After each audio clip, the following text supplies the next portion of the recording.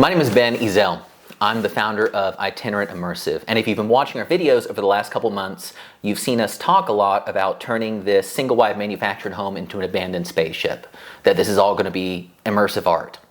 But we haven't spent a lot of time explaining what immersive art is, and if you haven't seen one of these installations, it may not make a lot of sense. So this week's video is going to be a little bit different. I'm going to talk about immersive art with the help of my daughter, Nora. Nora, do you want to introduce yourself? Hi, I'm Nora, I'm 12, and I'm gonna ask my dad some questions. I really like art. So, Dad, what's immersive art? So, immersive art is a kind of art that's a mix of lots of different mediums. It's taking sculpture and painting and music and video and digital art and putting it all together to tell a story in a way that when you're in it, you're living in it, you're immersed in it. And it can do lots of different things. It can portray a world, it can tell a story. Lots of people do it differently, but generally immersive art is taking everything you can to really create a world.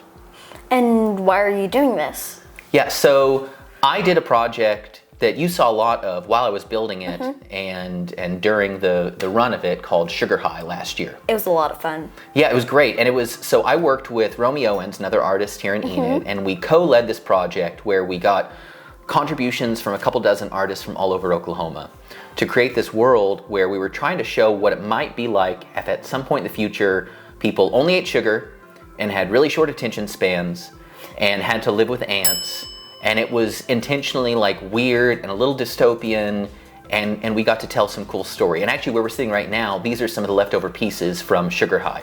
Rock Candy Industries was the corporate overlord that controlled everything, and this ant behind me was this great piece that Tox did. So after Sugar High was over, I wanted to make more of this art, but we couldn't really move Sugar High. It was really just only gonna work in one place.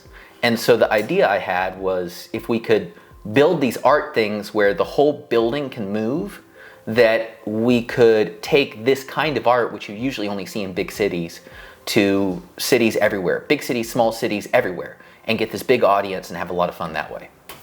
Well, I really liked Sugar High. I think my favorite part was like you took chocolate, which is really good, and I eat a lot of, into like this like drug and made like an opium den, but it's chocolate. The chocolate den, yeah. And you could, like, from the room where there's this giant ant and there's a hidden side, and you could, like, go into this opium den, but it's chocolate. Yeah.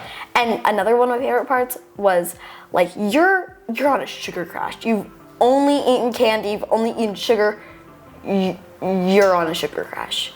Everything in the world is going kind of crazy, and you're kind of high. Just a little bit. So you have this room filled with spinning googly eyes and a big red button that you wanted to press, and it would stop the spinning googly eyes for 5 seconds, and a cow would go moo.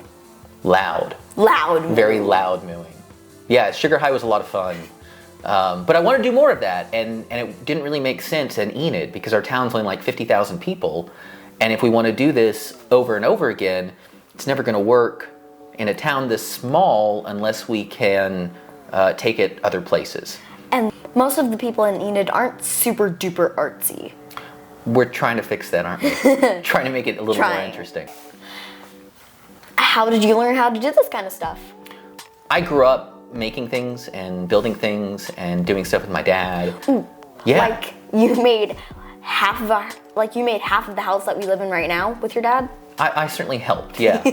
But yeah, so I grew up making things.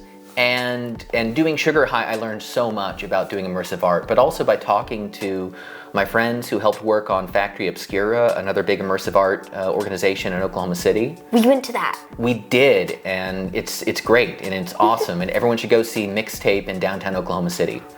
I also went and took a trip to visit all 3 permanent Meow Wolf installations. Meow Wolf is like the biggest company doing immersive art anywhere, and they started in Santa Fe, then they also have permanent installations in Denver and Las Vegas.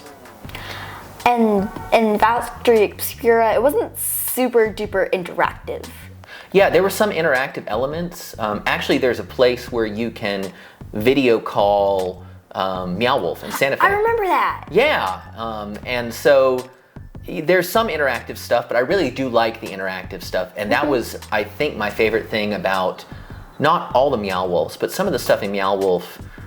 There were some great interactive elements. What was your favorite?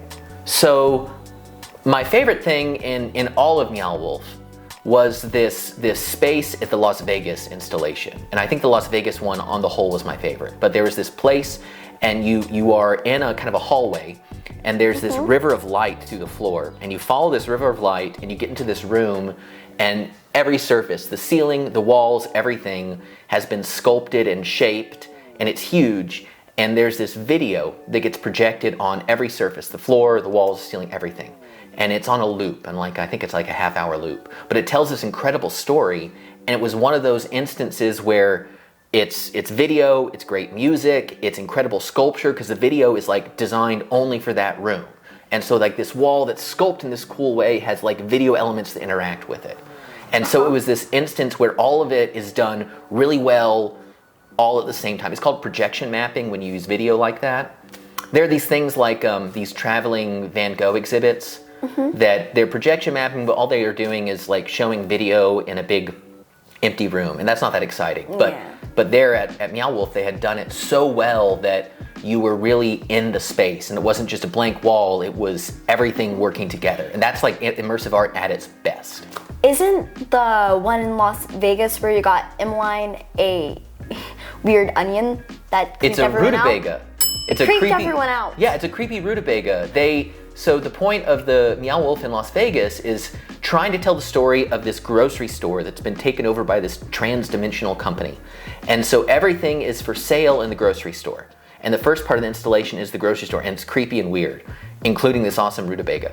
It was and terrifying. Then behind it is like the factory and like the company and all that. And so the whole thing tells this story that way by showing you like where all this weird stuff is made. And the interactive elements in Las Vegas, aside from the fact that you could buy everything in this creepy grocery store, which is cool. Which I'm glad we lost that rutabaga. Oh, I hope we can find it. But anyway, so the interactives were a lot about showing people being able to like push buttons and flip levers and switches to show like where all this stuff came from.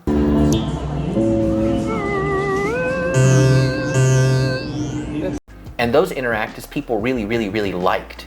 That was, I think, my biggest takeaway from visiting all the Meow Wolves is that if you have an interactive thing that is analog, meaning it's like buttons and switches and levers, that when it actually changes something in the world, people love that. And then when there's a button that doesn't do anything, it really takes people out of the moment. Yeah. And stuff, people aren't that excited about things on screens. If the screen doesn't if it's just something on a screen, we see that all the time. And like the best part about immersive art is it's not just on the screen, it's on our phone or TV. So that was when it was done well, it was really transformative. And then when it wasn't done well, and this is true for any immersive thing, it can kind of take you out of it. Yeah. Yeah. So what's Itinerant Immersive working on now? What's the next thing? Yeah, so the next thing is this spaceship. And you've seen all the videos, and you've seen like our floor plan video, and you've seen the video of the big manufactured home getting moved to the property here. and that whole thing is going to be this spaceship. And the spaceship is going to look like, well, I don't know what it's going to look like yet. And that's kind of the fun part, because it's not just my idea. I get to work with a bunch of artists, and we're all working together and collaborating to tell this story of an abandoned spaceship. But what goes inside it and what it finally looks like is all still to be determined, because we're all figuring it out together. How are you going to make this more interactive and less boring? Yeah, so I agree. I think interactive is really important. One of the rooms in the spaceship that we're talking about doing is the bridge, because you have to have a bridge in a spaceship. Obviously. Yeah, and so the bridge will have this big console with lots of buttons and switches, and they're not just going to be like dead buttons. They'll do something? They'll do stuff. and they will, pressing buttons in certain sequences will maybe make part of the room shake, like the engines are turning on, or like play something on a screen, because we're gonna have screens, but they're not just for watching stuff, it's for actually interacting with the environment. Like how in Sugar High, there was this little, like, this big thing that you got to sit in and press a button and it shook, and it said, and it was called the Sugarizer. And Sugar Zap. The Sugar Zap, whatever. And a little lady like sat and said something about, this is gonna help you sugarize yourself. Get your sugar through your skin. Yeah. Yeah, just like that, yeah. That we want to have things where you really are interacting with the environment. So we're trying to make everything part of the world. And then once it gets done here in Enid, once we show it here in Enid, we move the entire thing to, you know, another city and let more people see it. Like, where do you plan on going next after Enid? All over Oklahoma to start out with, and hopefully further and further away, assuming that everything works and we can keep it in good shape and keep everything repaired. But this isn't just about this installation. The project is we get this first one done and then we can start working on another one. Do you have any plans for the one after the spaceship? No clue. I have no idea. I genuinely have no idea. It's gonna be a while till we finish the spaceship, probably at least another 6 months. Nora, how would you explain immersive art to somebody who's never been to an immersive art installation? It's this whole new world that you walk through the front door and you're transported somewhere where it's not, like you said, it's not just on a screen. You're not just sitting at home watching TV or on your phone. It's this whole new room, this whole new world that you're in and you're immersed in, hence the name immersive art. Yeah. And it can be so cool, but it can also be so lame. Yeah, we want to do it right. What is your favorite kind of art to make yourself? I usually do music or like art and plays. I am in the school choir and the church choir, and I get to do a solo. And right now I'm in Alice in Wonderland, and I just finished A Sissified Christmas Carol, and I'm the best cellist in our orchestra at Longfellow. How can music help tell the story in immersive art? Your ears are part of your senses, and what you hear gets transmitted through your brain, and it helps make you more in the moment. So like if you hear sounds or the music that like Riley made, it just makes you more immersed in this whole new world with new sounds and experiences and sights. And music just takes you there a lot farther. As itinerant immersive #1, the abandoned spaceship, gets built over the coming months, I hope you follow along and watch our YouTube videos. Please do like and subscribe, share it on social media.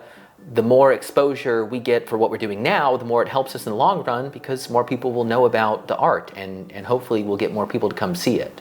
I think that the more people get to see immersive art, the more people want to. And that's exciting, that we get to show something new to folks who just haven't seen stuff like this before. Thanks for watching.